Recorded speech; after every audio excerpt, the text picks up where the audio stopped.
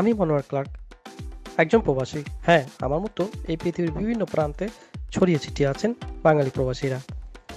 আর তাই আমাদের এই আয়োজন প্রবাসী বাঙালি। আমি ভেনিস থেকে, বাট কথা বলবো দিগন্ত জুড়ে আমাদের প্রবাসী থেকে নিয়ে।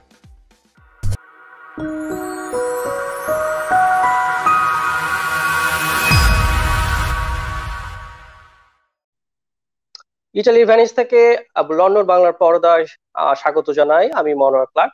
প্রিয় দর্শকবৃন্দ, যারা এই পৃথিবীর বিভিন্ন প্রান্তে ছড়িয়ে ছিটিয়ে আছেন এবং যারা এই মুহূর্তে যে অবস্থায় এই অনুষ্ঠান দেখছেন, সবাইকে জানাই সাদর সম্ভাষণ। প্রবাসী বাঙালি, হ্যাঁ, প্রবাসী বাঙালির অনুষ্ঠানে কথা বলবো সমসাময়িক বিষয় নিয়ে, শুনবো প্রবাসীদের সুখ দুঃখের কথা, জানবো প্রবাসীদের চাওয়া পাওয়ার কথা, বলবো প্রবাসীদের সাফল্য গাঁথনির কথা। আসুন আমি আর কথা না বাড়িয়ে চলে যাই আমাদের মূল অনুষ্ঠানে। আজকে আমাদের কথা বলবো বাংলাদেশের এবং বিশ্বের সমসাময়িক ইকোনমিক অবস্থা নিয়ে এবং করোনা মুক্তির ভুয়া সার্টিফিকেট নিয়ে বিদেশ ভ্রমণ। তো আমি প্রথমেই আমি আপনাদেরকে জানিয়ে দিচ্ছি যে আমার সাথে আজকে মুক্ত আলোচনায় আমি পেয়েছি দুজন অত্যন্ত গুণী ব্যক্তিত্ব, যারা তাদের নিজ নিজ অবস্থানে বরেণ্য ব্যক্তিত্ব। প্রথমেই পরিচয় করে দিব, আমার সাথে আছেন জনাব খন্দকার রুহুল আমিন সিআইপি, যিনি ভারপ্রাপ্ত প্রেসিডেন্ট। ভালো আছেন? ইনশাআল্লাহ ভালো আছি। জি, আমি পরিচয় করে দিচ্ছি। হ্যাঁ, খন্দকার রুহুল আমিন সিআইপি, যিনি ভারপ্রাপ্ত প্রেসিডেন্ট ছিলেন এফবিসিসিআই এবং বর্তমান ডাইরেক্টর এফবিসিসিআই।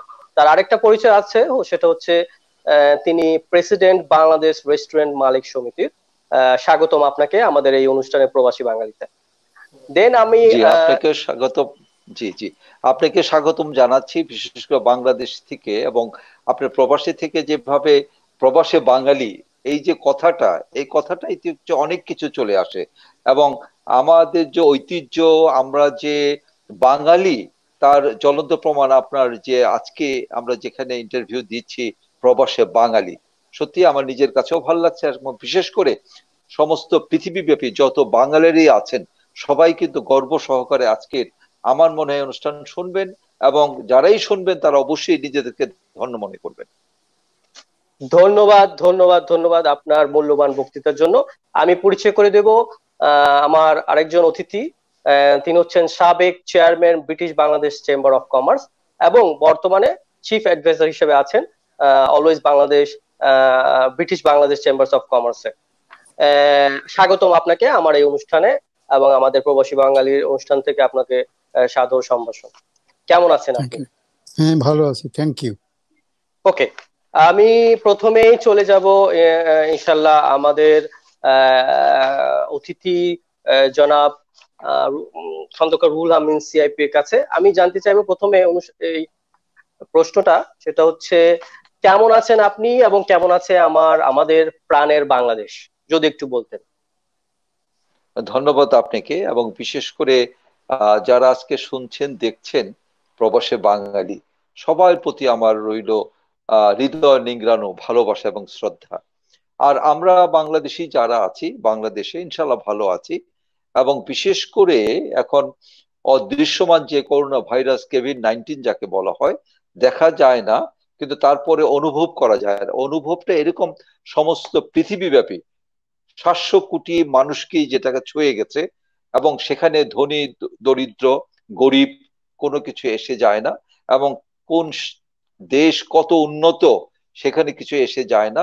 একটাই জিনিস আসে যায়, যে তা হলো এই আল্লাহ প্রদত্ত, আমার ধারণা আল্লাহ প্রদত্ত যে আমাদের উপরে যে করোনা ভাইরাস নামক যে আমি বলবো বালা মুসিবত, এই মুসিবতের মধ্যে কিন্তু আমরা সবাই পড়েছি। তারপরেও বর্তমানে এখন পর্যন্ত আমরা বাংলাদেশে ভালো আছি এই কারণে, কেন 90তম দিনে অর্থাৎ 3 মাসের বেশি হয়ে গেছে।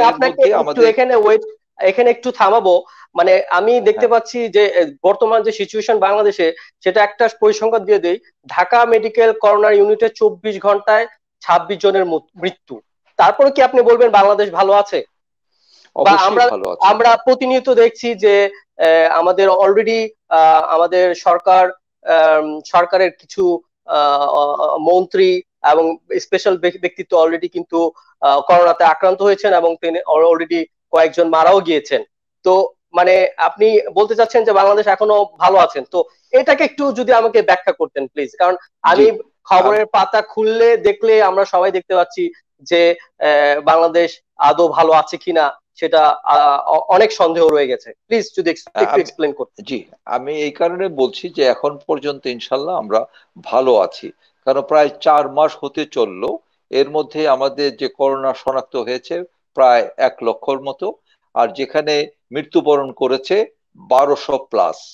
আর আমরা যদি দেখি যে উন্নত বিশ্বে, এশিয়ার অন্যান্য দেশে যেভাবে মৃত্যু এবং যেভাবে আক্রান্ত হয়েছে, তা সেই তুলনায় এখনো আমাদের এখানে কম আছে। এই কারণে আমি মনে করি যত বেশি আমরা টেস্ট করতে পারবো তত বেশি হয়তো শনাক্ত ধরা যাবে।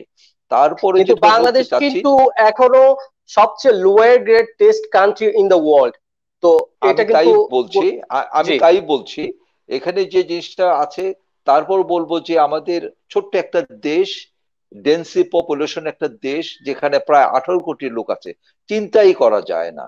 কিন্তু তারপরেও আপনি দেখেন যে ওই তুলনায় অনেক কম নয়। আমাদের আমেরিকা সমস্ত পৃথিবীব্যাপী তাদের যে শক্তি বা এত বড় দেশ, যেমন আকারের দিক দিয়ে বাংলাদেশের চাইতে প্রায় 200 গুণ বড়, আর পপুলেশনের দিক দিয়ে কিন্তু অনলি ডাবল। তো সেখানে দেখা যায় যে 1,20,000 লোক ওখানে মারা গিয়েছে, এখনো 20 লক্ষর উপরে ওখানে আক্রান্ত হয়েছে। বাট আমরা কি রিয়েল চিত্রটা পাচ্ছি? তাহলে আমরা কি রিয়েল চিত্রটা পাচ্ছি বাংলাদেশে? যে আপনি যে বলছেন যে মৃত্যুর সংখ্যা এখনো তত বেশি না, বাট আমি দেখতে পাচ্ছি যে রাস্তায় ঘুরে ঘুরে মানুষ হাসপাতালে যাওয়ার আগ পর্যন্ত মারা যাচ্ছে, হাসপাতালে গিয়ে তারা সার্ভিস পাচ্ছে না কারণ ডাক্তাররা তেমন অ্যাভেলেবল না। তো সেই ক্ষেত্রে আমরা কি রিয়েল পরিসংখ্যানটাকে আমরা আদৌ করতে পারছি যে মৃত্যুর সংখ্যা কম বা মানে বাংলাদেশে তেমন কোনো এতটা ভয়াবহ সিচুয়েশন হয়নি? ধন্যবাদ। মনোহর সাহেব, আমি এখানে বলছি, যেহেতু আপনি তো ইটালিতে আছেন, আপনাদের যে ভেনিস সহ ওখানে দেখুন, যখন আক্রান্ত হয়েছে, যখন টপ ফর্মে ছিল এই করোনা ভাইরাস, তখন মনে হয়েছে যে ইটালির পিপল, বিশেষ করে যারা ধনী, তারা টাকা উড়িয়ে ফেলছে, যে এটা দিয়ে তারা কিছুই করতে পারছে না। উন্নত বিশ্ব কিন্তু মেডিকেল ফ্যাসিলিটিস দিয়ে কেউ ভালো করেনি, এবং আমেরিকার মতো জায়গায় সেখানে লাশ শনাক্ত করে সেখানে রাখতে পারেনি। তো সেখানে আমি বলতে চাচ্ছি ওই তুলনায় বাংলাদেশ তো উন্নয়নগামী একটা দেশ, এখানে মেডিকেল ফ্যাসিলিটিস তো সেরকমই হওয়ার কথা, তাই তো? সেই কারণে আমাদের এখানে যে একটু সাফার হয়েছে, এটা অবশ্যই হয়েছে, কারণ আমরা তো প্রিপেয়ার্ড ছিলাম না। এবং আমাদের এখানে যে প্রচুর জনসংখ্যা, প্রচুর যেভাবে রুগী যেভাবে হচ্ছে, সেই তুলনায় আমাদের মেডিকেল ফ্যাসিলিটিস এবং আদার্স যে সমস্ত সুযোগ সুবিধা থাকা দরকার সেটা ছিল না। কিন্তু আমাদের আমি একটু শেষ করছি, আমাদের কিছুটা সমন্বয়হীনতা আছে, কিন্তু তারপরেও কিন্তু এখন কিন্তু আমরা একটু ঘুরে দাঁড়িয়েছি অন্তত মেডিকেল সার্ভিসের দিকে। যেমন চিটাগাং চাইতো ঢাকাতে অনেক ভালো আছে। ঢাকাতে যেভাবে আপনার করোনা রোগীদেরকে ওখানে অ্যাডমিশন নেওয়া হচ্ছে এবং চিকিৎসা হচ্ছে, এবং সরকারি সাথে সাথে প্রাইভেট যত ক্লিনিক আছে সেখানে কিন্তু মার্চ করেছে, সেখানে সরকার সাথে সম্পৃক্ত হয়ে সব জায়গায় কিন্তু এখন সার্ভিস দিচ্ছে। তো তার সাথে সাথে আমরা দেখতেও পেয়েছি, বাট আমরা কিন্তু তাও দেখতে পাচ্ছি যে অনেক ভালো শিল্পপতি, ব্যবসায়ী ম্যান, যেহেতু আপনি একজন চেয়ারম্যান এবং ডাইরেক্টর এবং আপনি নিজে একজন প্রতিষ্ঠিত ব্যবসায়ী, আমরা দেখেছি যে বাংলাদেশে অনেক বড় বড় ব্যবসায়ী যারা মানে করোনা ভাইরাসে আক্রান্ত হয়ে অলরেডি মৃত্যুবরণ করেছেন, এবং আরো কয়েকজন নিজস্ব প্রাইভেট প্লেন ভাড়া করে তারা দেশ ছেড়েছেন যাতে চিকিৎসা বাইরে নেওয়া যায়। আমার প্রশ্ন হচ্ছে, কেন আপনারা এত গুণী এবং এত ইম্পর্টেন্ট বিজনেসম্যান থাকা সত্ত্বেও বাংলাদেশে কেন আদৌ আপনারা মানে বাংলাদেশে ভালো একটা চিকিৎসা ব্যবস্থা সৃষ্টি করার জন্য কেন আপনারা সেটা গর্জ দিচ্ছেন না এবং নজর দিচ্ছেন না? যদিও কিছু হাসপাতাল হয়েছে, বাট সেটা কিন্তু অলমোস্ট জাস্ট ব্যবসায়ী ভিত্তিক হাসপাতাল হচ্ছে। সেখানে আমার কথা হচ্ছে, ব্যবসা তো হবেই, কিন্তু ব্যবসার অপর নাম তো মানুষকে সেবা করা। কিন্তু আপনাদের কাছ থেকে কিন্তু সেটা আমরা প্রবাসীরা আমরা সেটা দেখতে পাচ্ছি না। এটার প্রশ্ন আমাকে, জি আমার উত্তরটা এর উত্তর আমাকে একটু পরে দিবেন। প্রিয় দর্শক, আমি এখন চলে যাচ্ছি লন্ডনে, যেখানে আমার অত্যন্ত শ্রদ্ধাভাজন গুণী একজন ব্যক্তিত্ব আছেন। তিনি আমাদের আজকের গেস্ট, জনাব শাহগীর বক্ত ফারুক, যিনি সাবেক চেয়ারম্যান ছিলেন বা ব্রিটিশ বাংলাদেশ চেম্বার অফ কমার্সের, এবং বর্তমানে as a chief adviser of British Bangladesh chamber of commerce. আপনার কাছে জানতে চাইবো যে এই যে ওয়ার্ল্ড প্যান্ডামিক এখন, এবং প্রতিটা বিশ্বে, প্রতিটা দেশে যে ইকোনমিক সিচুয়েশন নিম্ন নিম্ন হারে যাচ্ছে, এবং আমরা দেখেছি অলমোস্ট ইউরোপ এবং আমেরিকাতে বিশেষ করে যে একটা গণ আন্দোলন, যে একটা মানুষের মানে খুব কষ্টে আছেন। যেমন আমরা জর্জ ফ্লয়েড থেকে দেখতে চাচ্ছি, তার মৃত্যুর কারণ দিয়ে পুরো বিশ্বে একটা মুখোমুখি আন্দোলনে হচ্ছে। তো আমার প্রশ্ন হচ্ছে, আমরা কোন দিকে যাচ্ছি, পৃথিবী কোন দিকে যাচ্ছে, এবং আদৌ কি আমরা পৃথিবী আলো দেখতে পাবো আগের রূপে কি পৃথিবী ফিরে আসবে? ধন্যবাদ। ধন্যবাদ আপনার প্রশ্নের জন্য। এখানে একটা জিনিস আপনি দেখেন, আপনি নিজেই বলেছেন যে দেশ এবং বিদেশ, দেশ এবং মহাদেশ, যে একটা গ্লোবাল ওয়ার্ল্ড যে আমরা বসবাস করতেছি। আপনি ইটালিতে বসবাস করেন, আমি ইংল্যান্ডে বসবাস করি, বা বাংলাদেশি যারাই বসবাস করে, পৃথিবীর যে প্রান্তে যে বসবাস করতেছে, সবাই কিন্তু আজকে এই মহামারীতে আক্রান্ত। এটাকে আমাদের স্বীকার করতে হবে যে এই যে ছোট্ট একটা বীজাণু, যাকে আমরা চোখে দেখতে পারি না, কিন্তু সে কিন্তু আক্রান্ত করেছে ছোট দেশ, মাঝারি দেশ, বড় দেশ, ছোট পরিবারের লোকদেরকে, মধ্যবিত্ত পরিবারের লোকদেরকে, ইভেন কি বড় ব্যবসায়ী সহ, ইভেন কি আমার দেশের প্রধানমন্ত্রী যে বরিস জনসন, তাকেও কিন্তু আক্রান্ত করেছিল। সুতরাং এখানে কিন্তু কাউকে কেউ বিচার করতেছে না, এই জীবাণুর সঙ্গে কিন্তু সবাই লড়াই করতেছে। এবং লড়াই করে বাঁচার পরেও আমরা দেখতেছি, যেটা আপনি বলেন যে আমেরিকাতে যে ঘটনা ঘটলো, যে ব্ল্যাক লাইভস ম্যাটার যে মুভমেন্টটা শুরু হলো, সেটাও কিন্তু আপনার বলতে গেলে যে কোন ডেপ্রাইভেশনের কারণে, কোন কারণে মানুষ মারা যাচ্ছে। আমাদের ইংল্যান্ডে আমরা দেখতে পেয়েছি যে এখানে ব্ল্যাক লোক বেশি মারা যাচ্ছে, বাংলাদেশের লোক বেশি মারা যাচ্ছে, বিএমএ আমরা বলি, বিএএমই, ব্ল্যাক এশিয়ান মাইনরিটি এথনিক কমিউনিটির লোক বেশি মারা যাচ্ছে। এবং তাদের পিছনে কারণও তারা খুঁজে পেয়েছে যে ডেপ্রাইভেশন। এরা কিন্তু একটা ডেপ্রাইভড এরিয়াতে বসবাস করে, এদের খাদ্যাভ্যাস আর এক রকম, এদের মধ্যে মেডিকেল হিস্ট্রি একটু বেশি, এরা মারা যাচ্ছে। এবং কেন তারা এই ডেপ্রাইভড এরিয়াতে বসবাস করবে, কেন তারা ভালো জব পাবে না, এইগুলি কিন্তু একটা আন্ডারলাইনিং একটা প্রশ্ন, যেগুলি মানুষের ভিতরে দানা বেঁধে উঠতেছে অনেক বছর যাবৎ, যেগুলি থেকে কিন্তু ব্ল্যাক লাইভস ম্যাটার, এই যে জর্জ ফ্লয়েড মারা যাওয়ার পরেই যে শুধু হয়েছে তা না, ভিতরে কিন্তু আরো অনেক ফ্যাক্টর রয়ে গেছে, যেটা ঘনীভূত হয়ে কিন্তু মেঘ যেমন করোনা ভাইরাসটা আমাদেরকে এটা আরো বেশি ভয় প্রকাশ করেছে, করোনা সিচুয়েশনটা আরো বেশি ভয় প্রকাশ করেছে। জি হ্যাঁ, সেটাই বলতে চাচ্ছিলাম যে করোনা তো একটা ফ্যাক্টর, ওইগুলি আরো ফ্যাক্টর, সবগুলো ফ্যাক্টর একত্র হয়ে কিন্তু এই কাজগুলি হচ্ছে। তাহলে আমরা কি বলতে পারি না যে আজকে পৃথিবীতে আমরা একা চলতে পারবো না? মানে একটা গোত্র আরেকটা গোত্র ছাড়া চলা যাবে না, একটা দেশ আরেকটা দেশ ছাড়া চলা যাবে না, একটা দেশ একটা মহাদেশ আরেকটা মহাদেশ ছাড়া চলতে পারবে না, এরকমটা নয় কি? জি, এটা তো সেই জন্য তো আগেও বলেছিল যে আমরা এখন এসে গেছি গ্লোবালাইজেশনের যুগে। এই গ্লোবালাইজেশনের মানেটা হচ্ছে যে সেখানে অবাধ মিলামেশা থাকবে, চলাফেরা থাকবে, এবং রেস্ট্রিকশন কম হবে। যার জন্য আজকে দেখেন, আমরা পাকিস্তান আমল দেখেছি, পাকিস্তান আমলে তো প্রবাসী এরকম ছিল না। এখন তো মধ্যপ্রাচ্য বলেন, যুক্তরাজ্য বলেন, যুক্তরাষ্ট্র বলেন, মালয়েশিয়া বলেন, পৃথিবীর এমন কোনো দেশ নাই যেখানে প্রবাসীরা নাই। সেটা তো গ্লোবালাইজেশনের জন্যই হয়ে গেছে। আজকে আপনি ইটালিতে বসে আছেন, আমার আরেক ভাই জাপান থেকে শুনতেছে, আরেক ভাইয়ের সঙ্গে আমি বাংলাদেশে এখন আছেন।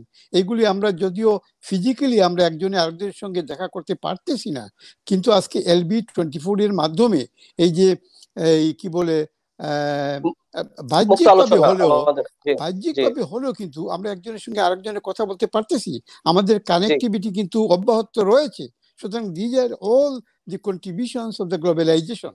সুতরাং আপনার কথাতেই আমি আসতেছি যে মানুষ সামাজিক জীব, আমরা সমাজ ছাড়া আমরা বাঁচতে পারবো না। সুতরাং এই সমাজ যেখানেই থাকে না কেন, যে দেশেই থাকে না কেন, যে মহাদেশেই থাকে না কেন, তার সঙ্গে আমাদের একটা যোগাযোগ থাকতেই হবে। সেই জন্য তো আমরা ব্যবসা করতেছি এক দেশ আরেক দেশের সঙ্গে, সেই জন্য তো আমরা ট্রেড ডিল করতেছি এক দেশ আরেক দেশের সঙ্গে, সেই জন্য তো আমরা ভালো সম্পর্ক রাখতেছি তাহলে এক আমরা দেশ আশা আরেক দেশের সঙ্গে। থ্যাংক ইউ, ধন্যবাদ। তাহলে আমরা আশা রাখতে পারি যে অফকোর্স ভেরি সুন আমরা আগের পৃথিবী আবার ফিরে পাবো, তাই নয় কি? সেটার যদি আমি শর্ট উত্তর দেই, তাইলে আমি শর্ট সব উত্তর সময় প্লিজ, বলে থাকি যে শর্টকাটে বলবেন। জি সব সময় আমি বলে থাকি যে we will see the light at the end of the tunnel. আমরা দেখবই জি দেখবো, সেই দিন আমরা ফেরত পাবোই পাবো। এখন সেটা জি ধৈর্যের অপেক্ষা করতে হবে, আমাদের সময়ের দাবি, সেটা আসবেই আসবে। হয়তো যদি এক্স্যাক্টলি সেই দিন নাও আসে, কিন্তু আস্তে আস্তে সেটা আসতেই হবে।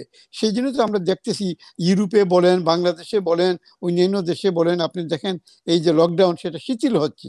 এই শিথিল জি হয়ে পর্যায়ক্রমে কিন্তু আস্তে আস্তে আমরা স্বাভাবিক জীবনে ফিরে আসবো ইনশাল্লাহ। ইনশাআল্লাহ। ধন্যবাদ আপনাকে। আমি চলে যাচ্ছি খন্দকার রুহুল আমিন সিআইপির কাছে। তার কাছে আমি একটু জানতে চাইবো। স্বাগতম আপনাকে আরেকবার। তো আমি এই আপনার যদি ওই বিষয়ে যে আমি হাসপাতালের ব্যাপারটা যেটা একটু আমি বলে রাখি আপনাকে, আমরা আজকে স্বাস্থ্য বিষয়ক কোনো ব্যাপার আলোচনা করব না, কারণ দিস ইজ আ হিউজ মানে ইস্যু, যেটা নাকি আমরা এই 1 ঘন্টার অনুষ্ঠানে এটা শেষ করতে পারবো না। এবং আমরা অবশ্যই ভবিষ্যতে একটা এই স্বাস্থ্য বিষয় সিচুয়েশন ওয়ার্ল্ড এবং বাংলাদেশে কি অবস্থা সেটা নিয়ে আমরা আলোচনা করব। যদি আপনি শুধু বলতে চান যে আমি যে কথাটা বললাম, কেন ব্যবসায়ীরা আদৌ মানে মানে সেবামূলক যে একটা ব্যবসা করা, যে হাসপাতাল করা, যে আমরা দেখেছি বাংলাদেশ থেকে পালিয়ে প্রাইভেট প্লেন করে অন্য দেশে গিয়ে চিকিৎসা নিতে হচ্ছে, এই জিনিসটা সম্পর্কে আপনি কি বলতে চাচ্ছেন? ধন্যবাদ। জি, সঞ্চালক সাহেব, আপনাকে একটু বলতে চাচ্ছি যে আমাদের আমাকে কথা বলতে দিবেন, আমি বুঝিয়ে বলার চেষ্টা করব। যে কথাটা আপনি বললেন চট্টগ্রাম থেকে যে বর্তমান যে সরকার তার ঠিক অপোজিটে যারা ছিলেন সেই ধরনের একটা ফ্যামিলি বা একজন, তারা দেশের বাইরে গিয়েছে, যেভাবে হোক তারা গিয়েছে। আমরা যদি আরো দেখি যে স্পেনের মতো দেশের ওখানকার যে প্রিন্স, যে রানী, সে কিন্তু মারা গেছে করোনা ভাইরাসের উপরে। আপনাদের ইংল্যান্ডের প্রাইম মিনিস্টার যেটা বলা হচ্ছে জনসন, যেটা বরিস জনসন, সেও কিন্তু করোনায় আক্রান্ত হয়েছিলেন এবং চিকিৎসাতে এখন সে ভালো হয়েছে। আর আমাদের এখানে বলেছেন, আরেকটি কথা বলেছেন যে বাংলাদেশে একজন উচ্চ পর্যায়ে যারা একজন ব্যবসায়ী, তারা দুই ভাইয়ের মধ্যে একজন ইন্তেকাল করেছেন, একজন সুস্থ হয়েছেন। তো এটা কি কিন্তু কাউন্টেবল না? যে কথাগুলো বলেছেন এটা কাউন্টেবল। একটি একটি ঘটনা কিন্তু আমরা কাউন্ট করতে পারি না, রেফারেন্স আমরা দেওয়া উচিত না। আমাদের যেমন জার্মান, যেটা পৃথিবীর আপনার অর্থনৈতিক অঞ্চলের দিক দিয়ে সবচাইতে উন্নত, সেখানকার যে অর্থমন্ত্রী, সে কিন্তু কিছুদিন আগে সুইসাইড করেছে ডিউ টু করোনা ভাইরাসের কারণে, যে এখন পৃথিবীর অর্থনীতি কি অবস্থা হবে এবং জার্মানির অর্থনৈতিক কন্ডিশন কোথায় চলে যাবে। তো সেটা নিয়ে কিন্তু আমরা জাজ করতে পারি না। এটা জাস্ট একটি ঘটনা হয়েছে, এটা আমাদের সামনে আছে। আমরা ভার্স বা আমরা সবকিছুই দেখবো। আপনি এখনই বলেন যে আমরা গর্ব করতে চাই না, প্রায় 4 মাস হতে চললো বাংলাদেশে এখানে 1200+, আর যেখানে আমেরিকার মতো জায়গায় প্রতিদিন 4,500 লোক মারা গিয়েছে। সেটা তো উন্নত বিশ্ব, তাদের তো ফ্যাসিলিটি সব দিক দিয়ে আছে। তাহলে তবে আমি বলতে চাচ্ছি যে আমরা বাংলাদেশিরা, আমি মনে করি, এবং এটা আল্লাহর কাছে শুকরিয়া জানাই, যে আমাদের যে যত বেশি আমাদের টেস্ট হবে তত বেশি আমরা শনাক্ত হব, আমি আবারও বলছি। কিন্তু তারপরও আমাদের যে নিজস্ব রোগ প্রতিরোধ ক্ষমতা অন্যান্য দেশের চাইতে অনেক বেশি বাংলাদেশে, এটা আমি জোর গলায় বলতে পারি। ইনশাল্লাহ আশা পোষণ করি যে বাংলাদেশের পিপল, আল্লাহ তাআলার রহমত, এটা বাই গড গিফটেড, আমাদের রোগ প্রতিরোধ ক্ষমতা বেশি। এই কারণে এখানে করোনা ভাইরাস হচ্ছে এবং 80% যেটা আমাদের বাসায় থেকে কিন্তু আমরা নিরাময় হয়ে যাচ্ছি।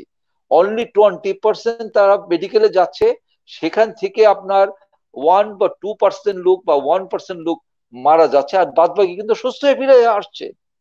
জি, এই কারণে আমি বলছি যে আপনার দেখুন যে আমাদের গত 4 মাসে আমাদের কতজন মারা গেল। আপনার ল্যাটিন আমেরিকাতে দেখেন, এখন প্রতিদিন 1200-1500 এভরিডে তারা মারা যাচ্ছে। তো এখানে যে আমরা গর্ব করার কিছু তা না, এটা আল্লাহর রহমত। তবে আমরা আরো সচেতন হওয়া উচিত, এবং বিশেষ করে করোনা ভাইরাসটা যেটা সচেতন মেইন হতে হবে। এবং এখানে আমি বলি যে আমাদের যে বড় একটা ফেস্টিভ্যাল গেল যে ঈদুল ফিতরে দেখা যাচ্ছে বাংলাদেশের মতো জায়গায় অনেক সময় লঞ্চ বা এমনি এমনি আমাদের যেটা গণপরিবহনের মাধ্যমে অ্যাক্সিডেন্ট হয়েও কিন্তু 1200-1300 লোক মারা যাচ্ছে। জি, অফকোর্স, সেটা তো বলতে হবেই। হ্যাঁ হ্যাঁ, তো সেটা কিন্তু হয়নি। তবে তারপরে যে বলবো যে আমরা খুব ভালো আছি বা আমরা কিছুই আমাদের সহযোগিতা করতে পারছি না তা না, চিকিৎসা কিন্তু হচ্ছে, প্রতিটা ক্ষেত্রে হচ্ছে।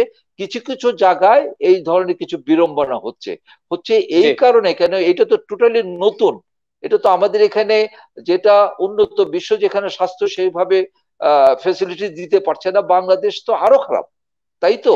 তারপরও আমি মনে করি যে এখন সরকারি পর্যায়ে এবং কিছু আধা সরকারি কিছু আপনার যেটা এবং টোটালি প্রাইভেট সেক্টর যে সমস্ত মেডিকেল সেটা কিন্তু ভালো করছে। এবং কিছু কিছু প্রাইভেট সেক্টরের মেডিকেল আছে যেখানে একজন ডাক্তার বা নার্স বা কোনো টেকনিশিয়ানও কিন্তু করোনা ভাইরাসে আক্রান্ত হয়নি। তারা চেষ্টা করেছে প্রোটেক্টেড হয়ে পিপিই বা আদার্স ফ্যাসিলিটিস এর মাধ্যমে, তারা সেইভাবে শনাক্ত হয়নি এবং তারা সার্ভিস দিয়ে যাচ্ছে এবং প্রতিনিয়ত সুস্থ হয়ে বাড়ি ফিরছে। যেমন গত 3 দিন আগে দেখা গিয়েছে যে একদিনে আমাদের প্রায় 1500 লোক বা 1500 লোক একদিনে সুস্থ হয়ে বাড়িতে ফিরেছে। তো এই ধরনের আমি বলতে চাচ্ছি যে আমাদের এই করোনা ভাইরাস আমাদের চোখে আঙ্গুল দিয়ে দেখিয়ে দিয়েছে যে মেডিকেল যে আমাদের আরো বেশি আন্তরিক এবং আন্তরিক হতে হবে এবং এটাকে আরো বেশি আমাদের কনসান্ট্রেট হতে হবে এবং আমরা চেষ্টা করব এই ধরনের মহামারী থেকে কিভাবে আমরা উতরাতে পারি। তবে একটি কথা কিন্তু আমি বলতে চাচ্ছি, আবারও চাচ্ছি ক্লার্ক সাহেব, তা হলো বাংলাদেশের ন্যাচারাল ডিজাস্টার ম্যানেজমেন্ট কিন্তু বাংলাদেশ ভালো করছে, সমস্ত পৃথিবীর মধ্যে বাংলাদেশ কিন্তু 1 নম্বরে আছে। সুতরাং আমরা আল্লাহর রহমতে আমরা কিন্তু অতি সত্তরই কিন্তু ঘুরে দাঁড়াতে পারবো। আমরা আশা করি ইনশাল্লাহ আমাদের বাংলাদেশ পিপল সেই ধরনের মনোবল আছে। রাস্তায় যদি আপনি বের হন আপনার কিছু মনে করবেন যে সব স্বাভাবিক আছে, চিন্তাই করা যায়। শুধু টেলিভিশনের সামনে বসলে তখন একটু ভয় লাগে যে করোনা আমাদেরকে জেকে বসেছে, কিন্তু যখনই আমরা রাস্তায় বের হই সব everything is okay, everything is okay.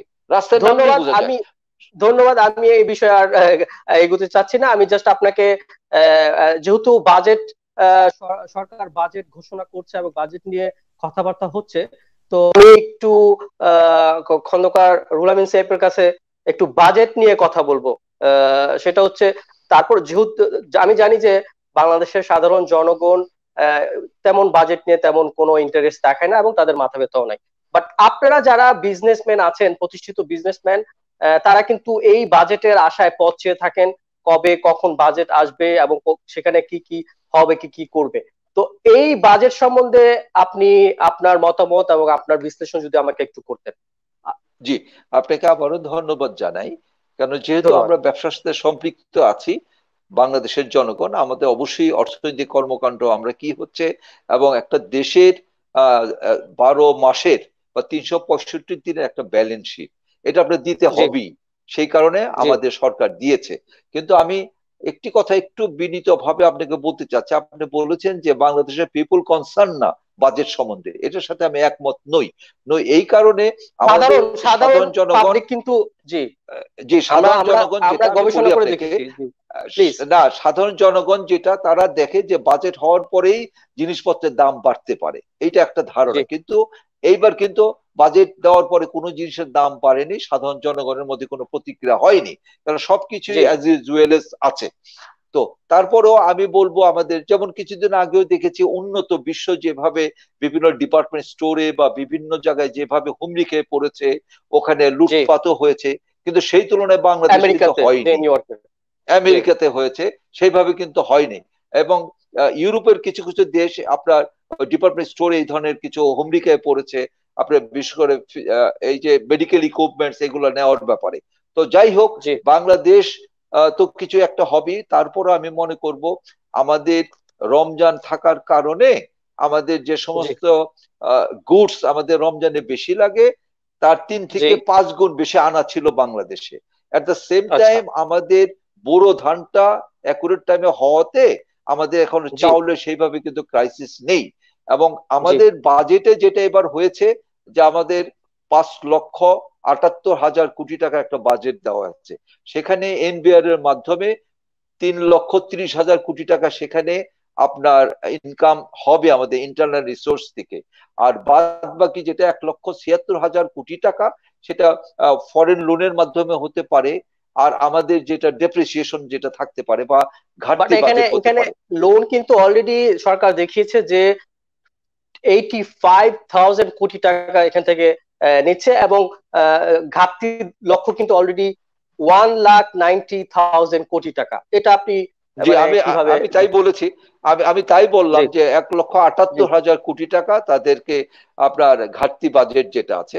কিন্তু আপনি চিন্তা করেন যে যেহেতু করোনা ভাইরাসের মাধ্যমে যেটা আমাদের গত জানুয়ারি থেকে কিন্তু আমাদের এফেক্ট হচ্ছে বাংলাদেশে, গত জি জানুয়ারি জি থেকে। আচ্ছা, আর সব জায়গায় সব দেশেই যেমন আমাদের প্রতিবেশী ভারতে আপনার 30 কোটি লোক বেকার হয়ে গেছে, 30 কোটি লোক বেকার হয়ে গেছে। চিন্তাই জি করা যায় না, যেটা পৃথিবীর মধ্যে অন্তত 50টা দেশ আছে তাদেরকে মিলিয়ে 30 কোটি হবে না, তাই তো? সেখানে ভারতে 30 কোটি লোক বেকার হয়ে গেছে। বাংলাদেশে এখানে প্রায় 6 কোটি লোক আছে যেটা দিন আনে দিন খায়, তারপরে কিন্তু তারা চলছে, তারপরে চলছে। আমাদের এখানে মিসম্যানেজমেন্ট আছে, এখানে আমাদের কিছু ক্রাইসিস আছে, তারপরে বলবো যে সেই তুলনায় কিন্তু আমরা এখনো সেইভাবে পথে বসিনি, আমাদের জি এখানে এই কিন্তু আপনার না এই খেয়ে এই বসেনি।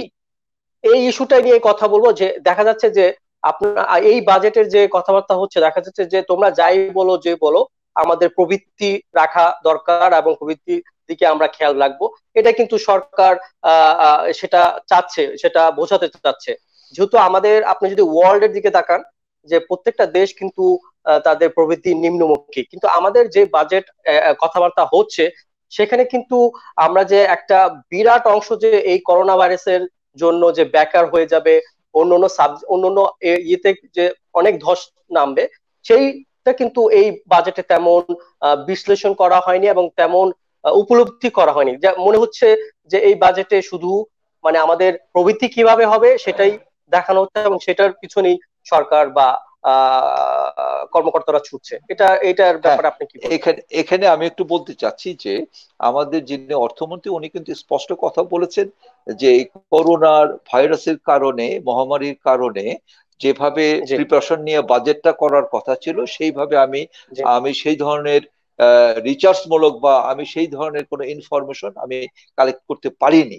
এখানে উনি কিন্তু জি এটা বলেছেন যে পারার কথাও না, তারপর উনি দিয়েছেন। যেমন আমাদের প্রবৃদ্ধি দিয়েছেন 8.02, তাই তো? টু এখানে জি, কারণ যেখানে আছে। যেখানে ইন্টারন্যাশনাল ব্যাংক এবং তারা বলছেন মানে এইবার প্রবৃদ্ধি হতে যাচ্ছে তারা এক বলেছে point two two sixty plus, two plus হতে হ্যাঁ পারে, টু এরকম, প্লাস এটা এরাউন্ড হতে টু এ, পারে, এরাউন্ড টু তে, হ্যাঁ অ্যারাউন্ড টু। আর এখানে আমরা দিয়েছি যেটা আমাদের অর্থমন্ত্রী দিয়েছেন 8.2। কিন্তু এখানে জি আমি আবারও বলতে চাচ্ছি, গত 18 বছরের ইতিহাস যদি আপনার দেখেন, গত 18 বছরের ইতিহাসে কিন্তু আমাদের সবসময় আমাদের কিন্তু জিডিপি গ্রোথ সবসময় বেড়ে গেছে।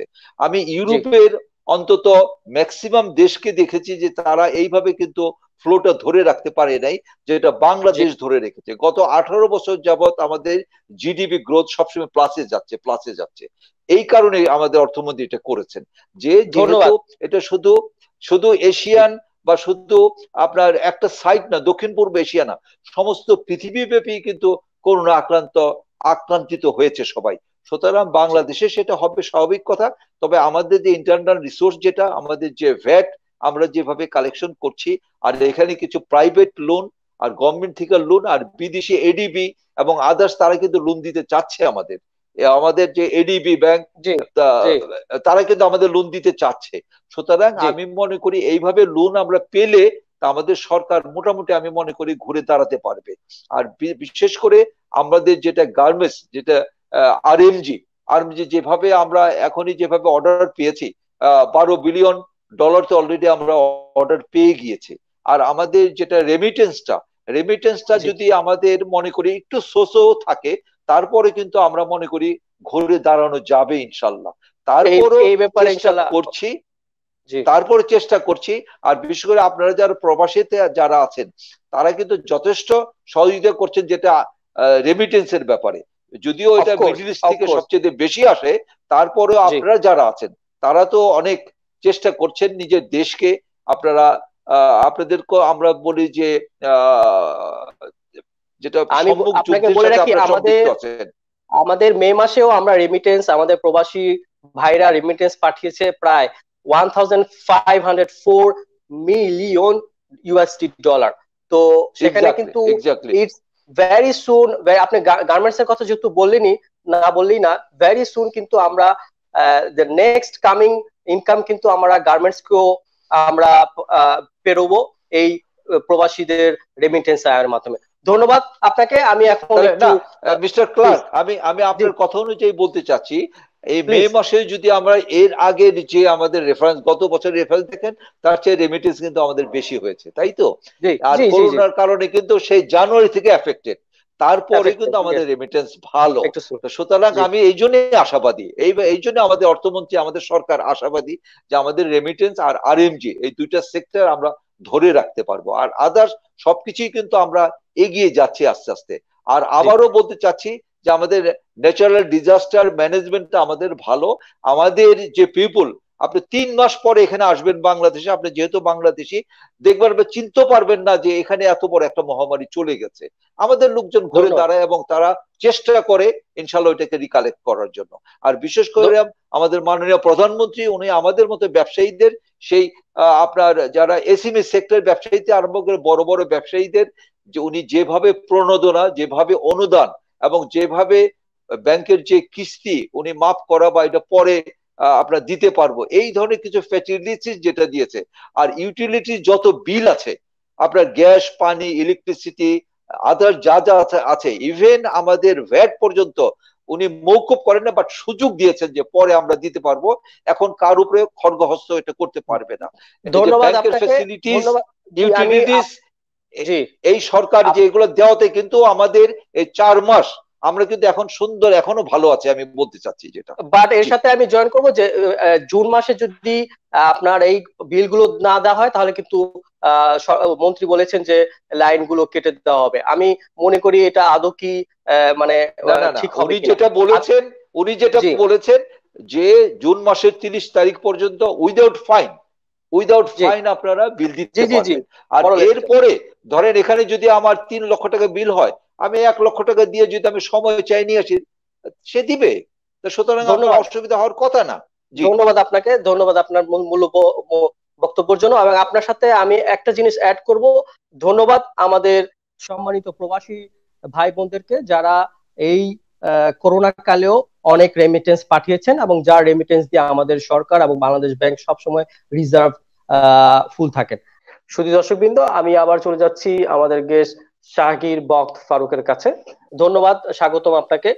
জি, আপনার সাথেও আমি একটু বাজেটের নিয়ে আলোচনা করব, যে একটু একটু অতীতে যাই এবং বর্তমানে চলে আসি। হ্যাঁ, আমাদের 1973 এবং 1974 অর্থ বছরে সেকালে আমাদের বাজেট ছিল 995 কোটি টাকা।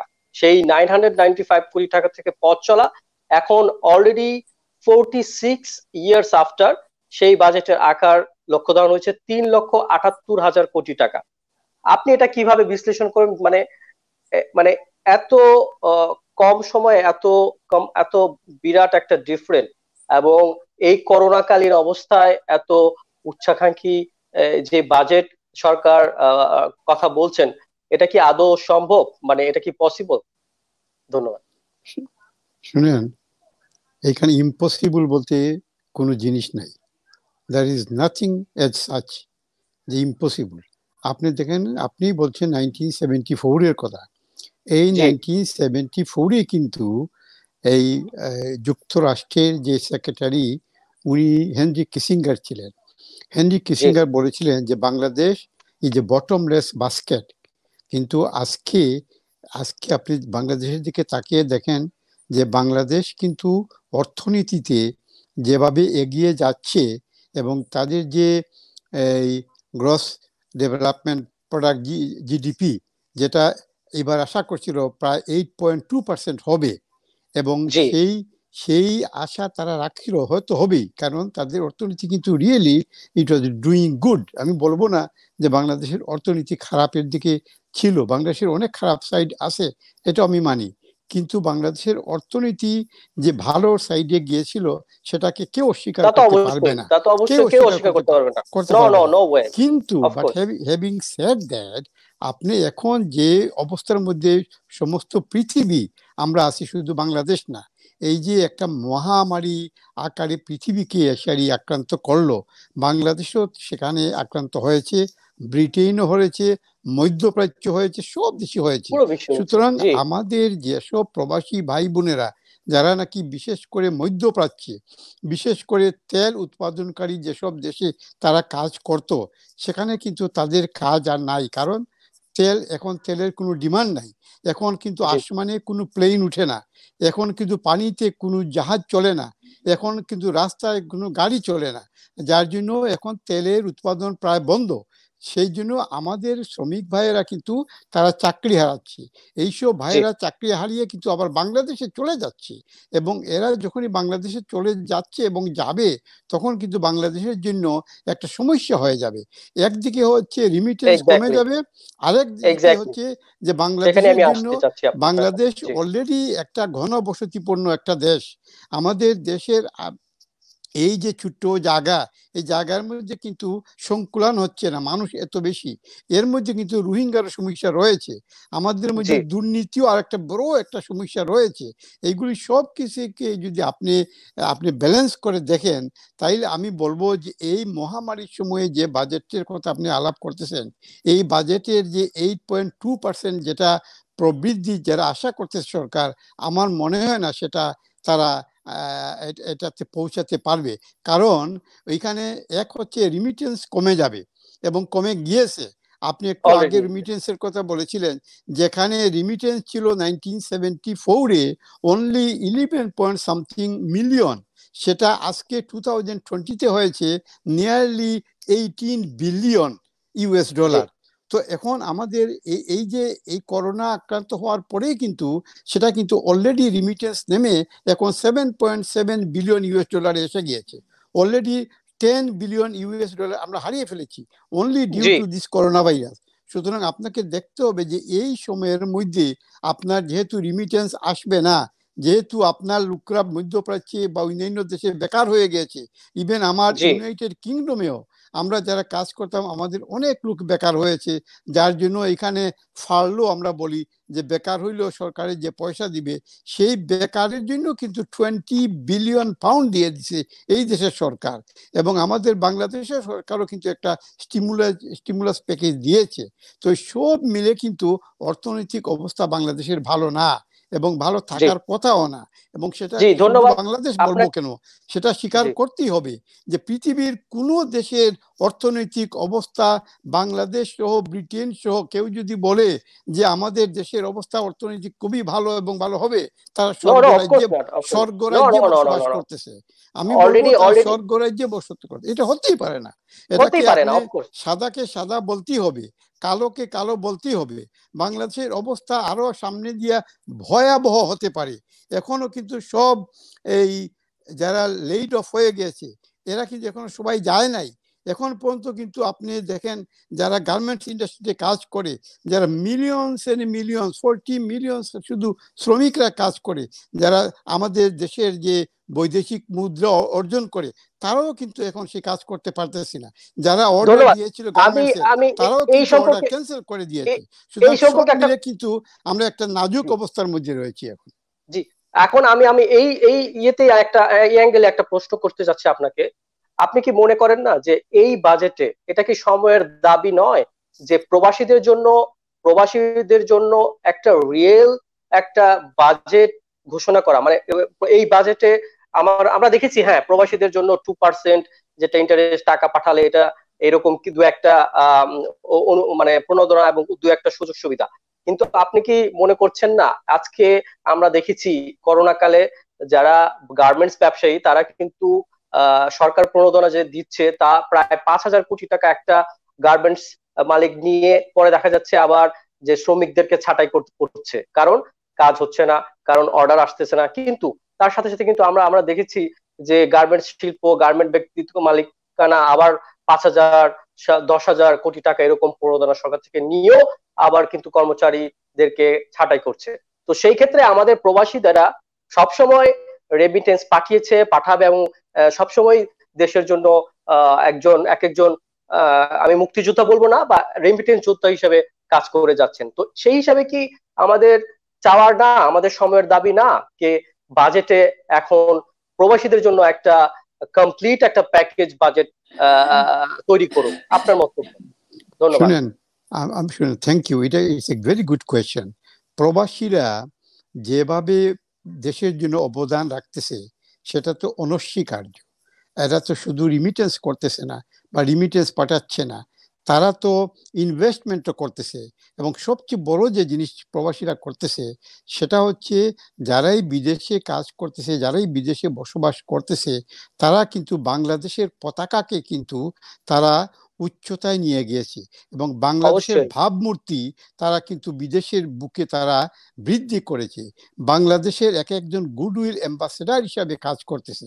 সুতরাং তাদেরকে বাদ দিয়ে, তাদেরকে অবজ্ঞা করে বাংলাদেশ সরকার বা বাংলাদেশের জনসাধারণ তারা যদি কিছু একটা করতে চায়, তাহলে এটা বিরাট একটা ভুল হবে। আপনি এইবার যে করোনা কালে আপনি নিজেই বলেন যে আমরা ছোটবেলায় তো জেনেছি যে বিপদের বন্ধু প্রকৃত বন্ধু, কিন্তু এবার যারা বিপদে পড়েও বিদেশে যখন নাকি ইটালিতে বা অন্যান্য দেশে, স্পেনে বা অন্যান্য দেশে যখন মহামারী লেগেছিল, তখন তারা গিয়েছিল তাদের সন্তান সন্ততির মুখ দেখার জন্য, তাদের দেশে গিয়েছিল। তারা যাওয়ার পরে তারা কি পেল? তাদের বাড়িতে লাল ফ্ল্যাগ তুলে দেওয়া হলো যে ডেঞ্জারাস পিপুল, এখানে ডেঞ্জারাস পিপুল আর লিভিং। আমরা প্রবাসীরা কি ডেঞ্জারাস পিপুল? আমাদের জন্যই তো তোমাদের বেতন হচ্ছে, আমাদের দেশের জন্য, আমাদের কষ্টের অর্জিত টাকা দিয়ে তো সরকারের কর্মচারীরা বেতন পাচ্ছে, তারা তো আমাদের টাকা দিয়েই চলতেছে। এই দেশের সরকার চলতেছে সিংহভাগ টাকা আমাদের যে আমরা পাঠাই সেই টাকা দিয়ে, এবং করতে পারবেন না। এবং ভেরি সুন গার্মেন্টস থেকে টপকে এই প্রবাসীদের রেমিটেন্স কিন্তু প্রথম আয় হবে ইনশাআল্লাহ ভেরি সুন। প্লিজ আপনার বক্তব্য আপনি কন্টিনিউ করেন। সেটাই আমি বলতেছিলাম যে আপনি শুধু রিমিটেন্স না, আপনি অন্যান্য দিকে যে আমরা যারা গুডউইল অ্যাম্বাসেডার হিসাবে কাজ করতেছি, আমরা কি বাংলাদেশের ভাবমূর্তি আমরা বিদেশে আমরা কি তুলে রাখতেছি না? বাংলাদেশে তো অনেক নেগেটিভ সাইড রয়ে গেছে। এই করোনা ভাইরাসের সময় যেটা আপনি একটু আগে বললেন বা আমাদের অতিথিও বললেন, আমরা সবাই দেখতেছি যারা নাকি এই রুগীরা সেবার জন্য এক হসপিটাল থেকে আরেক হসপিটালে দৌড়াচ্ছে কিন্তু সেবা পাচ্ছে না, রাস্তার মধ্যে মরতেছে, গাড়ির মধ্যে মরতেছে, অ্যাম্বুলেন্সে মারা যাচ্ছে। এই বিষয়ে দৃশ্য তো আমরা পশ্চিমা দেশে আমরা দেখতেছি না। অবশ্যই আমরা দেখতেছি যে পশ্চিমা দেশেও লোক মারা যাচ্ছে, বাংলাদেশেও আনফরচুনেটলি মারা যাচ্ছে, কিন্তু এই যে সেবার মান তো উন্নত হচ্ছে না বাংলাদেশে। বাংলাদেশের যে বাজেটের কথা আপনি বললেন, বাংলাদেশের বাজেটে আমি জানি অনেক নিত্য প্রয়োজনীয় জিনিসের উপরে সরকার কিন্তু কোনো কর তারা দিতেছে না, হুইচ ইজ ভেরি গুড। এবং তারা যে সিগারেটের উপরে বা গাড়ির উপরে বা মোবাইল ফোনের উপরে কর ধার্য করেছে, হুইচ ইজ ভেরি গুড। কিন্তু আপনি স্বীকার করতে হবে যে আমাদের যে স্বাস্থ্য সেবা বা স্বাস্থ্য খাত যেটা বাংলাদেশের, এটা তো অত্যন্ত নরবরে, যেখানে মানুষ এটা বলতে হবে যে বর্তমান বাজেটে সরকার স্বাস্থ্য খাতকে বিশেষ অগ্রাধিকার দিয়েছেন, এবং শুধু না, সেখানে 10,000 কোটি টাকাও দিয়েছে। সেটা তো পজিটিভ সাইড। আপনি পজিটিভ দেখতে হবে, নেগেটিভও দেখতে হবে। পজিটিভ সাইড হচ্ছে যে এই খাতের জন্য সরকার তারা কিন্তু 10,000 কোটি টাকা দিয়েছে। কিন্তু আমি ব্যক্তিগতভাবে মনে করি, not age N economist but individually, আমি মনে করি এই 10,000 কোটি টাকা এটা কিন্তু একটা নগণ্য টাকা। এই টাকা দিয়ে কিচ্ছু হবে না। আপনি বাংলাদেশের যে সরকারি হসপিটালগুলির যে অবস্থা, এই অবস্থা দেখলে আপনি বুঝতে পারবেন যে সাধারণ লোকরা যেখানে সেবা পায় না, কিন্তু সেবা কারা পায়? অবশ্যই স্বাস্থ্য সেবা পায় যারা ধনী, কিন্তু তারা কোথায় পায়? তারা জীবনেও এই সরকারের হসপিটালে যায় না, তারা যায় প্রাইভেট হসপিটালে, এবং সেখানে গিয়ে তাদের যে কালো টাকা সেটা সেখানে তারা খরচ করতে পারে। কিন্তু আমাদের প্রধানমন্ত্রী বরিস জনসনও কিন্তু প্রাইভেট হসপিটালে চিকিৎসা যায় নাই, সরকারি হসপিটালে চিকিৎসায় গিয়েছে, যেখানে আমি যেতে পারবো, আমার পরিবারের সদস্যরা যেতে পারবে। এইখানে আপনি বুঝতে পারবেন ডিফারেন্স। ধন্যবাদ শাকির বাক ফারুক সাহেব। এবং আমরা আপনার সাথে একটা মেসেজ রাখতে চাই এই অনুষ্ঠানের মাধ্যমে, অবশ্যই হোক। এই বাজেটে হয়নি, বাট আমরা আশা করব অতি দ্রুত, অতি সত্বর নেক্সট বাজেট গুলোতে আমাদের প্রবাসীদের জন্য একটা স্পেশাল প্যাকেজ রাখবেন, যেখানে আমাদের প্রবাসীদের কথা থাকবে, যেখানে আমাদের প্রবাসীদের জন্য ভালো কিছু থাকবে। ধন্যবাদ। জি এখন অবশ্যই। Thank you. এখন আমরা একটা গুরুত্বপূর্ণ বিষয় নিয়ে আলোচনা করব, একটা রিয়েলি গুরুত্বপূর্ণ, কারণ যেটা আমাদের পৃথিবীতে প্রবাসীদের একটা কলঙ্কিত অধ্যায় করতেছে এবং বাংলাদেশকেও বিশ্বের বুকে একটু খারাপভাবে দেখাচ্ছে। সেটা হচ্ছে করোনা মুক্তি ভুয়া সার্টিফিকেট বিষয়। আমি এই বিষয়ে আলোচনা করার আগে আমরা একটা রিপোর্ট আছে, সেই রিপোর্টটা আমি বলবো আমাদের রিপোর্টটা স্টার্ট করতে। রিপোর্টটা দেখে আমরা দেন তার উপরে বিশ্লেষণ করব। থ্যাংক ইউ, ধন্যবাদ।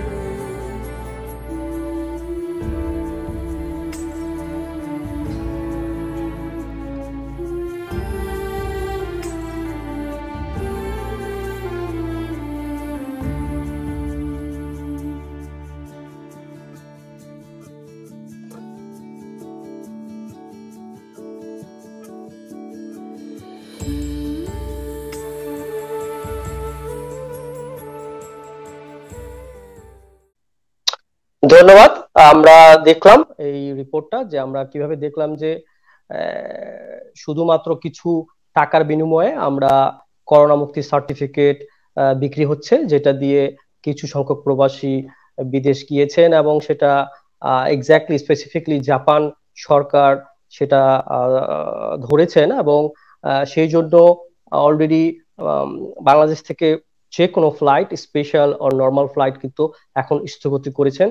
কারণ হচ্ছে বাংলাদেশ থেকে যখন তারা গিয়েছেন তখন কিন্তু পজিটিভ ছিল, মানে সার্টিফিকেট ক্লিন ছিল যে তাদের করোনা নাই, কিন্তু যখন তারা এয়ারপোর্টে এসলো জাপানে, সেখানে কিন্তু তখন জাপান এয়ারপোর্ট কর্তৃপক্ষ পেল যে না, ওনার করোনা আছে, এবং সেই ধারাতেই আমাদের সব ফ্লাইট বন্ধ করে দেওয়া হয়েছে বাংলাদেশ থেকে জাপান যাওয়ার।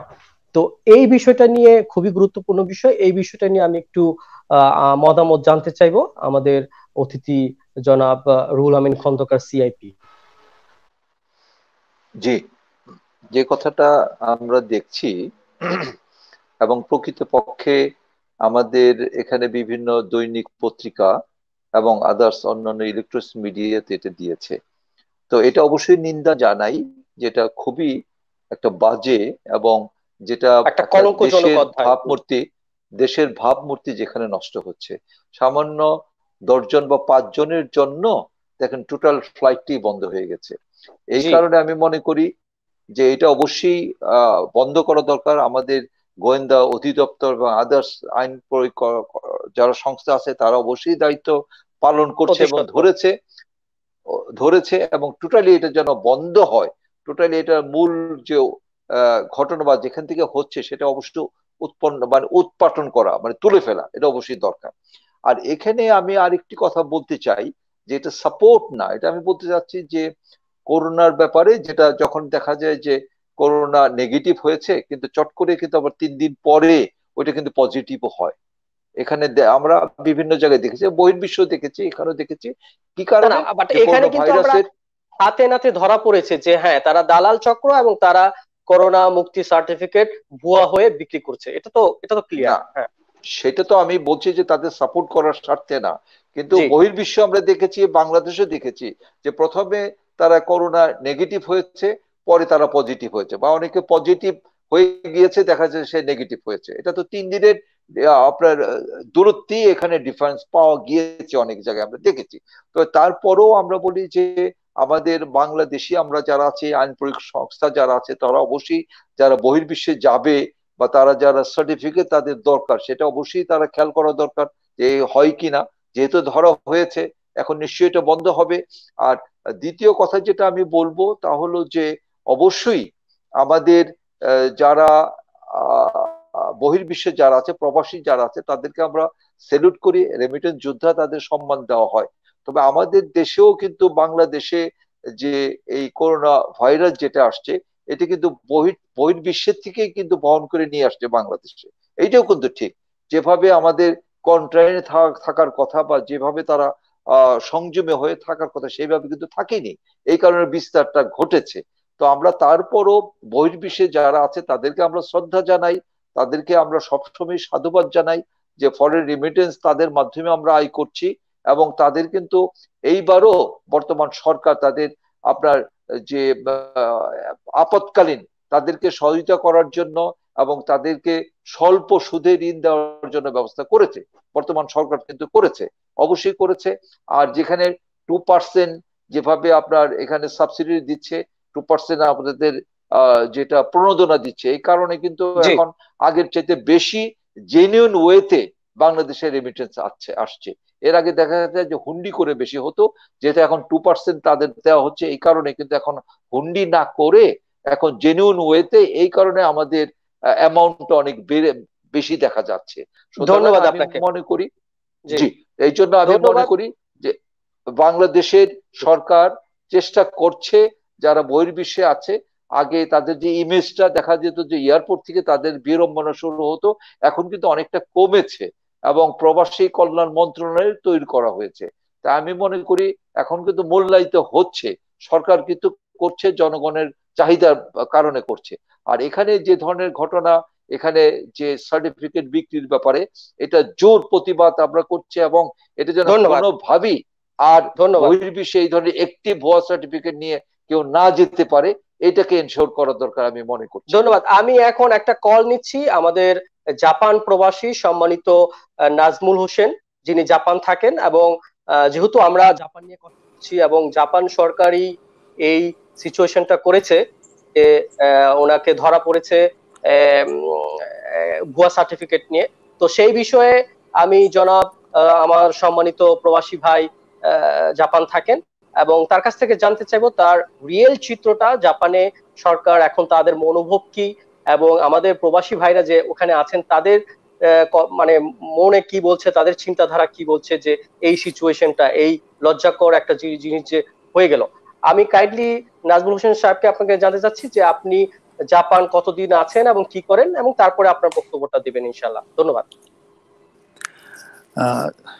লন্ডন বাংলা টেলিভিশন কর্তৃক আয়োজিত আজকের এই প্রবাসীদের নিয়ে গুরুত্বপূর্ণ অনুষ্ঠানের সম্মানিত প্রধান অতিথি, মডারেটর এবং লন্ডন বাংলার দর্শকদের প্রতি আমার সালাম। আসসালামু আলাইকুম ওয়া রাহমাতুল্লাহ।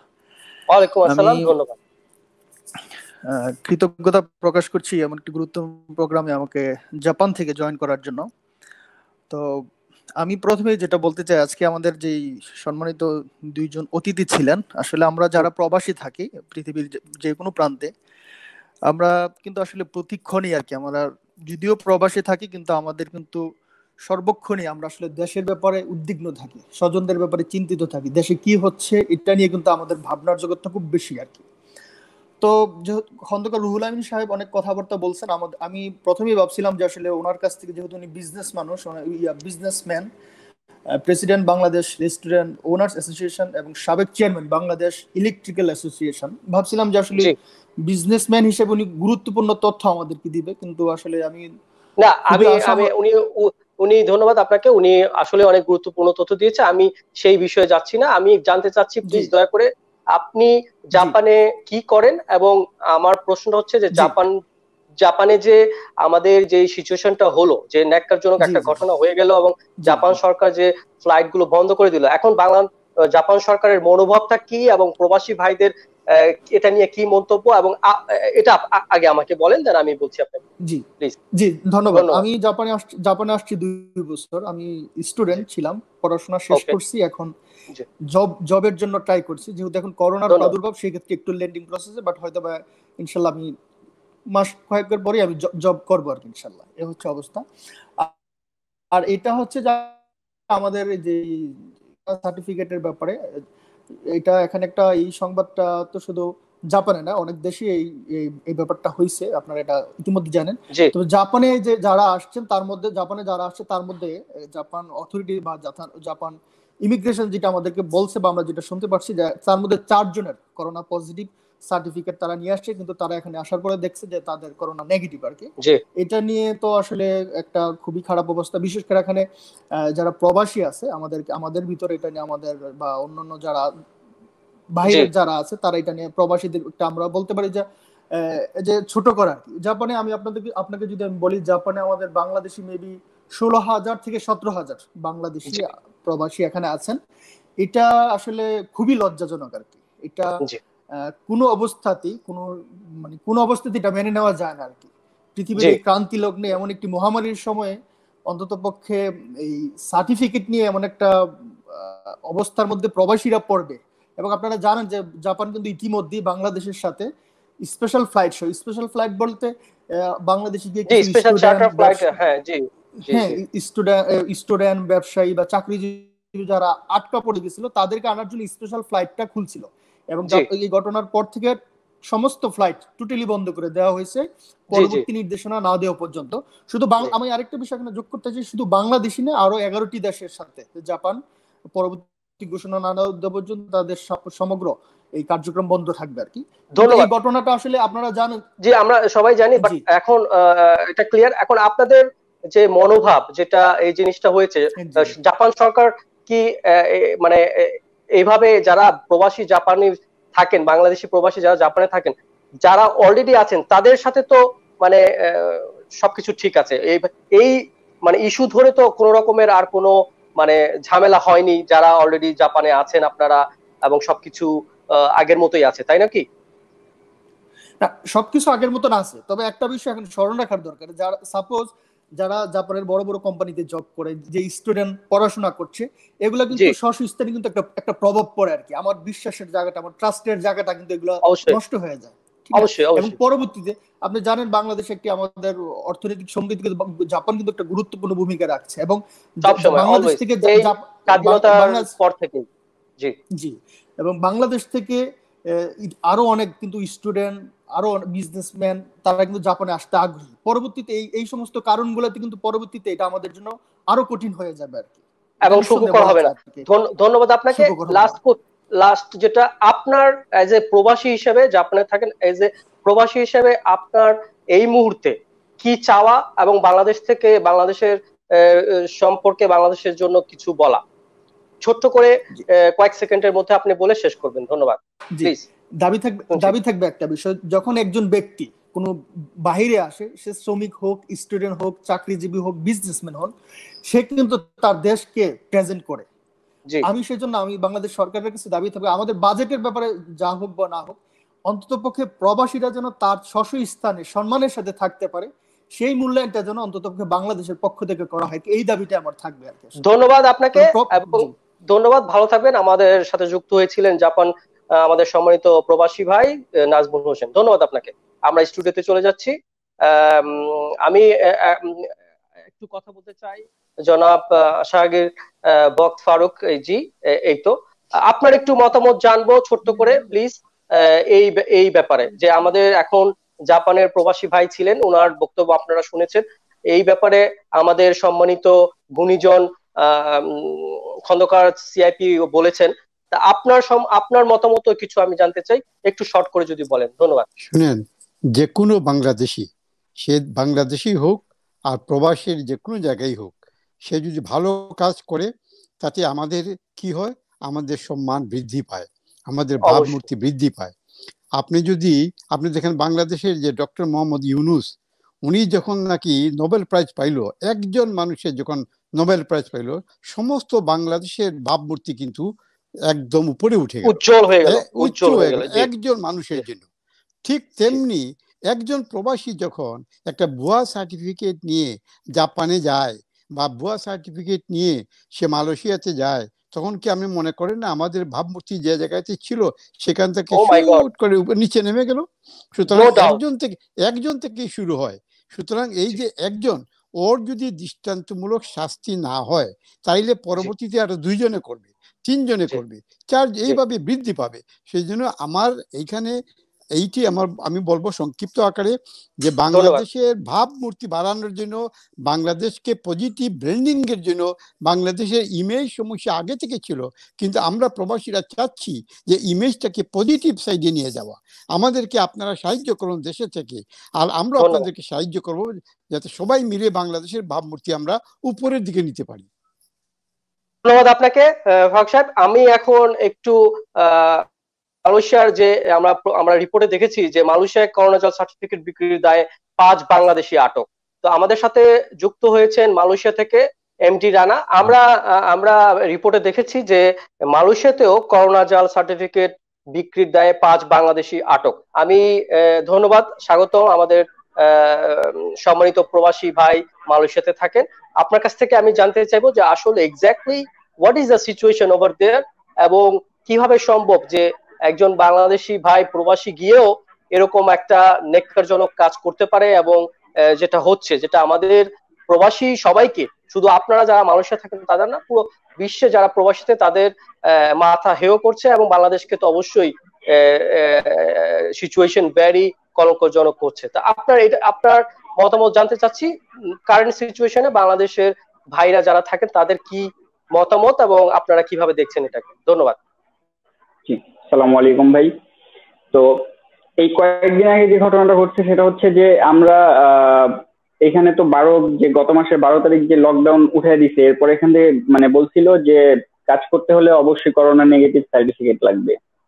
তো জি ওই সময় থেকেই মানে আমাদের যে প্রবাসী ভাইরা আছে মালয়েশিয়ায় সবাই যখন করছিল, তখন ওই একটা সুযোগে কিছু জাস্ট 5 জন আর 2 জন, মোট 7 জন বাঙালি এই মানে ইলিগেল ভাবে এটা করছে, যে টোটালি মানে ভুয়া একটা সার্টিফিকেট দিয়ে মানে পরিস্থিতি টোটালি ঘোলাটে করে দেয়। আমরা তারপর এটা জানি। আপনার আপনি আপনি বলেন যে মানে এখন প্রবাসীরা ওখানে কি অবস্থায় আছেন এবং এটা নিয়ে তারা কি ভাবছেন, আপনারা এটা নিয়ে কি ভাবছেন, এবং এটার আচ্ছা এগেইনস্টে যাতে কোনো কিছু এরকম কোনো কিছু না হয় সেই ব্যাপারে আপনারা কি বাংলাদেশি কমিউনিটি যারা আছেন, ব্যক্তিত্ব আপনারা যারা আছেন, কি মানে করতে চাচ্ছেন এবং কি করবেন, এটা আমাকে বলেন প্লিজ। এখন তো আর করার কিছু নাই। এখন এই জিনিসটা হওয়ার পর থেকে ফিউচারে যেন না করে সে অনুরোধ তো থাকছে। আর এই জিনিসটা হওয়ার পর কি হয়েছে যে এখন মানে টোটালি যত ইলিগেল লোক আছে সবাই একটা রিস্কের মধ্যে পড়ে গেছে। এই কাজটা করার পর ওরা যত অবৈধ লোক আছে মানে টোটালি সব ধরপাকড় চলছে এইখানে, জাস্ট ওই 2-4 জন মানুষের জন্য। এই হচ্ছে অবস্থা। আর ভবিষ্যতে এটা করলে তো এখানে থাকাই আমাদের জন্য অসম্ভব হয়ে যাবে। আচ্ছা, ধন্যবাদ।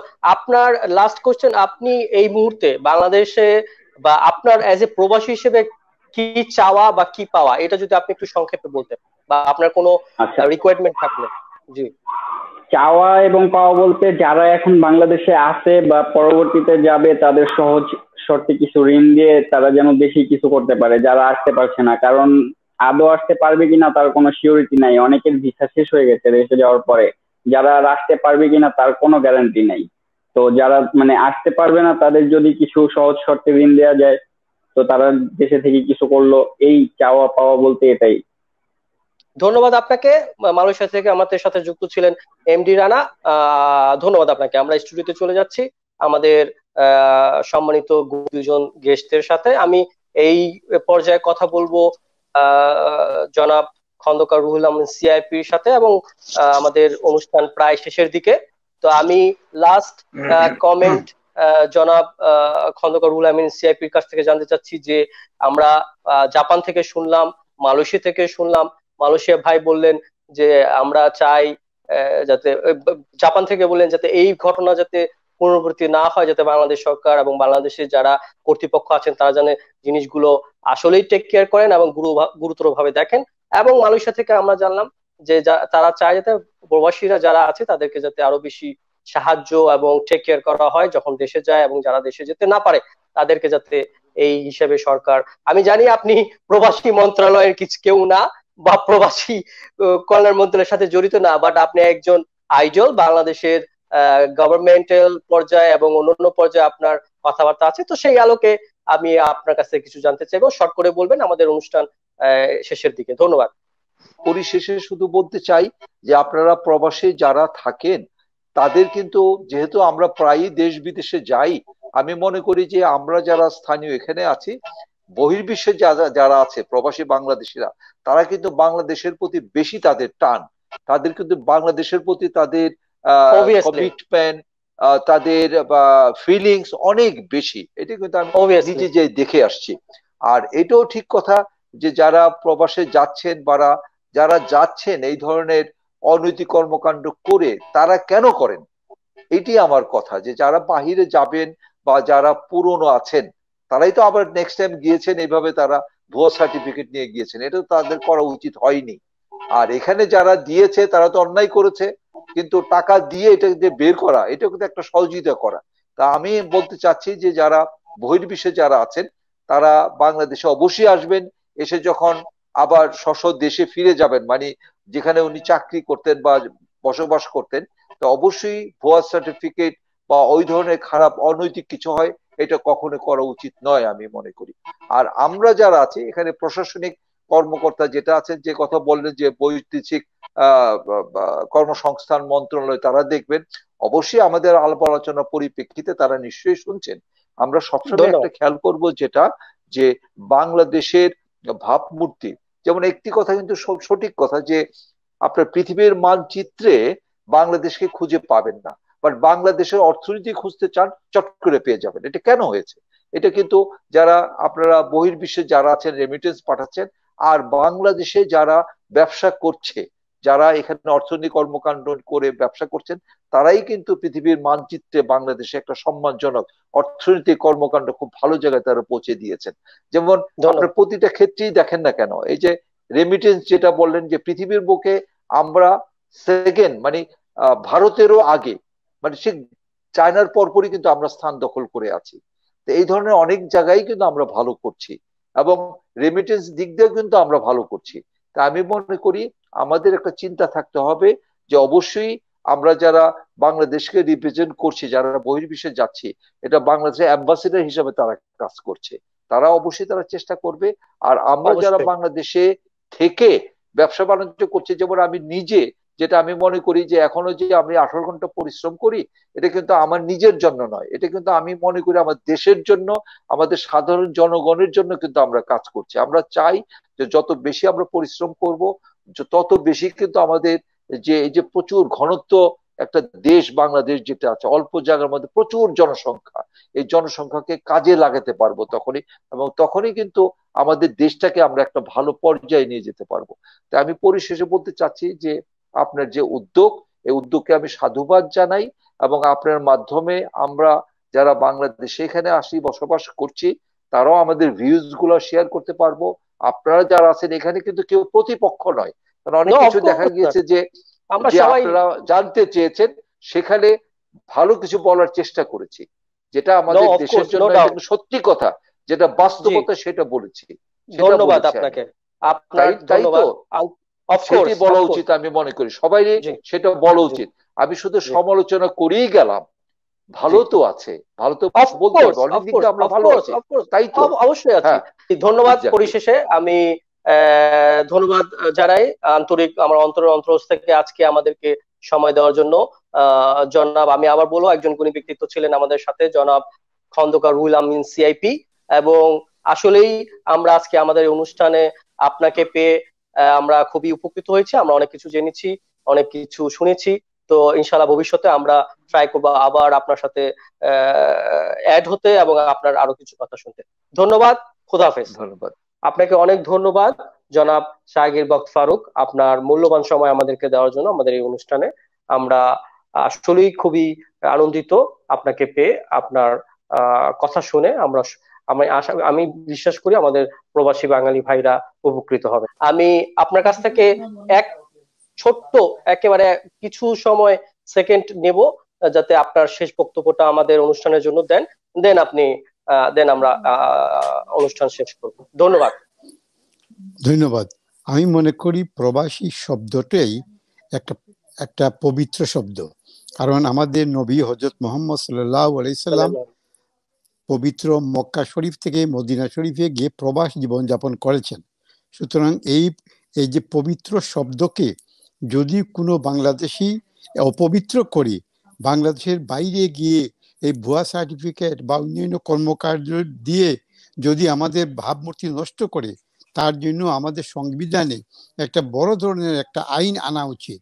এবং এইসব প্রবাসী বাংলাদেশের বাইরে যাবার আগে তাদের প্রত্যেককে একটা ইন্ডাকশন ট্রেনিং দিয়ে পাঠানো উচিত, যে তোমাদের সবচেয়ে বড় দায়িত্ব হবে যে দেশে যাও না কেন সেই দেশে কিন্তু বাংলাদেশের একজন গুডউইল অ্যাম্বাসেডর হিসেবে তোমাদের কাজ করতে হবে।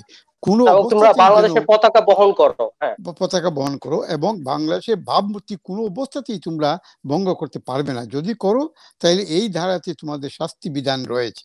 এইভাবে যদি করা যায় তাইলে আমার মনে হয় এইটা কিছুটা লাঘব হবে। আর নতুবা আপনি আমি যতই ভালো কাজ করি না কেন, সবসময় আরেকটা সাইড থাকে, খারাপ লোক খারাপ কাজ করবেই। সেটাই আমার শেষ বক্তব্য। ধন্যবাদ। আসলে আমরা অনুষ্ঠানের শেষ পর্যায়ে, আমার অন্তরস্থল থেকে অসংখ্য ধন্যবাদ। আমাদের সাথে আপনি ছিলেন, আপনার মূল্যবান বক্তব্য দিয়ে আমাদেরকে উপকৃত করেছেন, এবং আশা করি ভবিষ্যতে আপনাকে নিয়ে আবার আমরা আলোচনা করব। ধন্যবাদ। খোদা হাফেজ।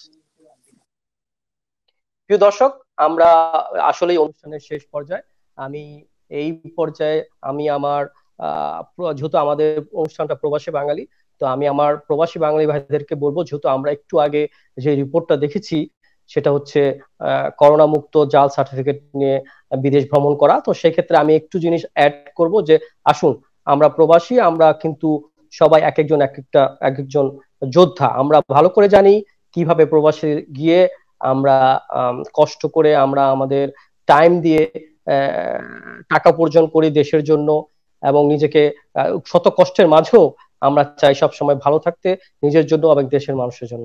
তাই আমি বলবো যে গুটি কয়েক মানে এই দালালের খপ্পরে না পড়ে আপনারা অবশ্যই অনেস্ট থাকবেন। আপনাদের কার্যক্রম কিন্তু শুধু আপনি না, বাট পুরো বিশ্বের প্রবাসীদের জন্য দার ভাই বহন করেন, এবং অবশ্যই বাংলাদেশের মানচিত্র এবং বাংলাদেশের সম্মান কিন্তু আপনার হাতে এবং আপনার কার্যক্রমে উঠে আসে।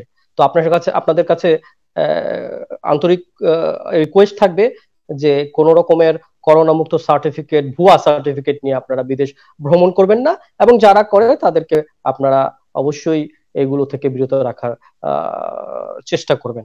তো ধন্যবাদ সুধী দর্শকবৃন্দ, আমি আসলে এই অনুষ্ঠানের শেষ পর্যায়ে আজকে এই পর্যন্তই। আমি নেক্সট আবার আগামী সপ্তাহে ইনশাল্লাহ আসবো। ততক্ষণ পর্যন্ত আপনারা ভালো থাকবেন, সুস্থ থাকবেন, এবং অফকোর্স সেফলি থাকবেন। খোদা হাফেজ। ধন্যবাদ।